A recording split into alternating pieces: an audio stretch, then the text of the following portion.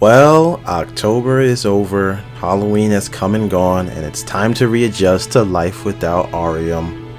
I moved into a new place, one more cozier where I can focus, plus I guess having an Onryo in your house is against FHA regulations, so a new place for a new chapter. I didn't like living in that neighborhood anyway, it was way too hot. I prefer it cooler. I'm a winter creature.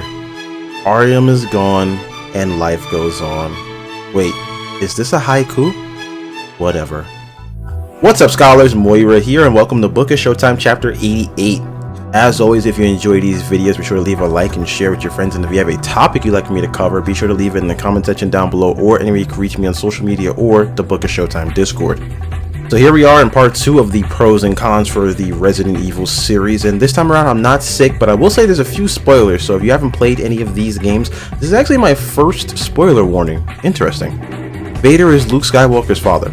Alright, let's start with the remake of Resident Evil 1. Pro, seamless expansion of the original.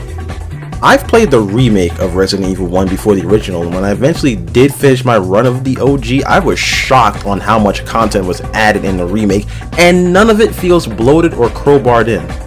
Capcom added close to 4 hours of content to a game in such a natural way, it's criminal. The self-defense items are a nice addition, the difficulties to choose from make it more accessible, the new areas are very well done, and the Lisa Trevor art, all these things are so good, and it led to Resident Evil 1 being the benchmark for remakes. Con, Crimson Heads. Find me a player who liked this. Seriously, it's something that feels unnecessary, and it forces the player to A, focus on headshots more, which may not be viable in some fights, or B, carry a lighter and kerosene. Chris, who once again only has 6 slots, he does have the lighter as his personal item, but now he'd have to dedicate a slot to the kerosene. Jill, she would have to dedicate 2 slots, which in this case the 8 slots would help here because if you're used to playing as Chris, you're good. But I'm just not a fan of this system, and it's made me not want to play the game as much or just stick to easier difficulties. Moving on to Resident Evil Revelations 1. Pro, perfect for newcomers. I always lamented that Revelations was a great entry point for people who've never played a Resident Evil, and part of that is the blend of the tight, claustrophobic feelings of isolation from the older titles, combined with the movement and action sections of the later games. Revelations was quiet enough to invoke the essence of the PS1 era games, and to break it up and keep it fresh, it would drop you into the shoes of other characters to help scratch that itch for a dust-up you're used to from games like Resident Evil 6. You play as 2 series vets in a spin-off story, and the game had great pacing as most chapters never stretch over 30 minutes, making this an easy game to start and stop. I've played this game 4 times now on 4 different machines, and it's been great every time. It's not going to set the world on fire, but it's a perfect spin-off in the sense that there's a lot of foreign mechanics, some of which made it into main games. Con, nothing. As someone who's played Revelations 4 times, I racked my brain for an entire Mets game trying to think of a flaw in this game, and nope, nothing came to mind.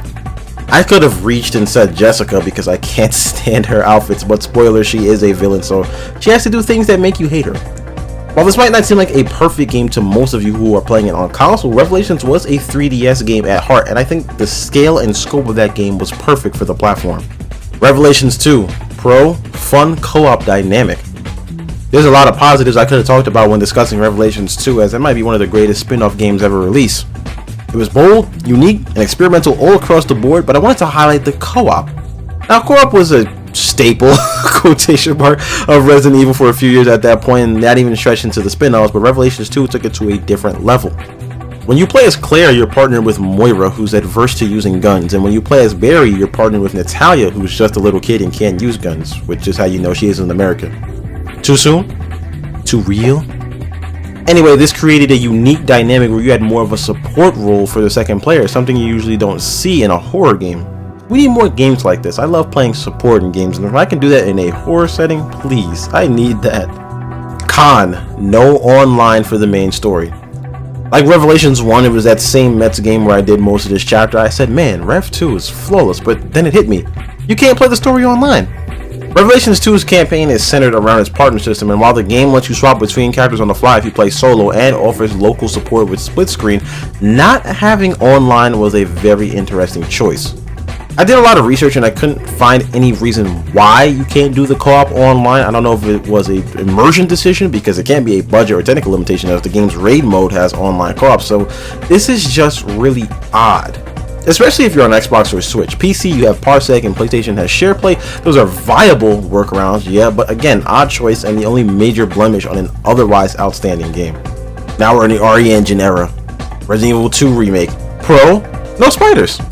I know Resident Evil 2 was great. I know it revitalized a classic game, it expanded the plot, reinvented the police station that fit the lore, not to mention all the graphics, yada yada yada. But the one major change I love, they took out spiders. I really hate spiders, and I'm so glad I didn't have to encounter them in this game, because in the RE engine they would have been horrifying. They didn't even have a real place in Resident Evil 2 and 3, they're just kind of there. Resident Evil 1 made sense because the location they were in, the guardhouse, was designed to show that the T-Virus works on living creatures that aren't human, but it is still a lazy enemy type and a lazy trope in general, just taking something and making it bigger. It works because I am indeed scared and spiders are creepy, who wouldn't be afraid of a big spider, but listen, just keep them out of my games. Con, not enough differences in campaigns. This was a minor gripe I had with the original Resident Evil 2. I always wish that Leon and Claire had a lot more gameplay and setting differences based on who you play as. Look at Alan Wake 2. When you play as Saga Anderson and Alan Wake, it's almost like two different games running parallel to one another, as opposed to the same game just with different characters and weapons. I would have preferred a more dynamic campaign that would have influenced the other side when you went to play. Maybe in 30 years when we get another remake, they can rectify this. Moving on to Resident Evil 3 Remake. Pro, Jill is back. Jill Valentine is the OG, and in the main game she's kind of been pushed to the side. Outside of this remake, the last main game she was in as the lead was the original. She starred in Revelations 1 and was a supporting character in 5, but the lack of one of the franchise's original stars is pretty glaring. It's time to bring her home, Capcom. We need a new Resident Evil game with Jill as the lead. Con, wasted potential. The sky was the absolute limit for a remake of Resident Evil 3. When you sit back and think of all the possibilities that stem from all the settings and the choice system, I was under the impression we'd get something along the lines of The Evil Within 2, like a semi-open world setting, which I gotta replay that game too. There's so many great games, I hate being employed. Where's a sugar mama when you need one? But even with what we got, I felt Nemesis was a bit of a disappointment. The fights were lacking, and because of the game's length and lack of choices, there was a lot left on the table. What's worse, the pacing was really bad. Before the game released, I was seeing on Twitter a lot of complaints about the length of the game, and I was like, guys, most Resident Evil games are short. But as I played, and whenever I play a remake, I keep a mental note of where I am in the game's story parallel to the original, I was like, whoa, I'm tearing through this game, and when you cut out as much as they did, yeah.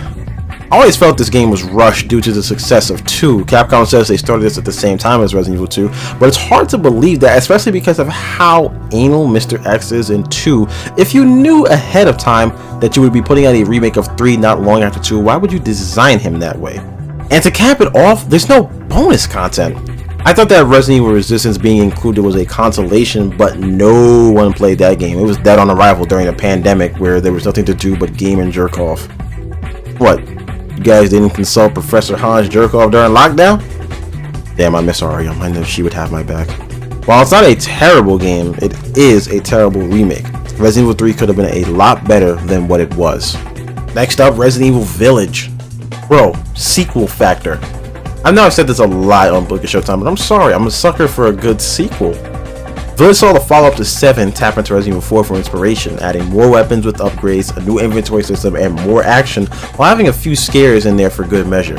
The enemy variety was much better as well. 7 only had a handful of enemies that all looked the same. Village even launched with a Mercenaries mode for good measure, so everything you could be upset about with 7 was fixed or improved in Village. Con, last hour had some hiccups. Village was a tremendous game, but in the last hour it has 2 things I wasn't particularly happy about.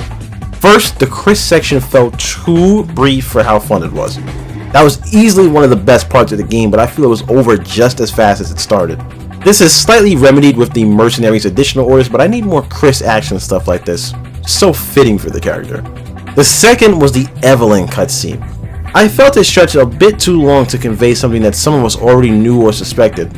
When you reveal a twist like that, the reveal has to be perfect, otherwise the entire plot point falls flat. And because of the slow execution, the twist is more, instead of, oh my god. Finally, Resident Evil 4 Remake. Pro, the greatest remake of all time.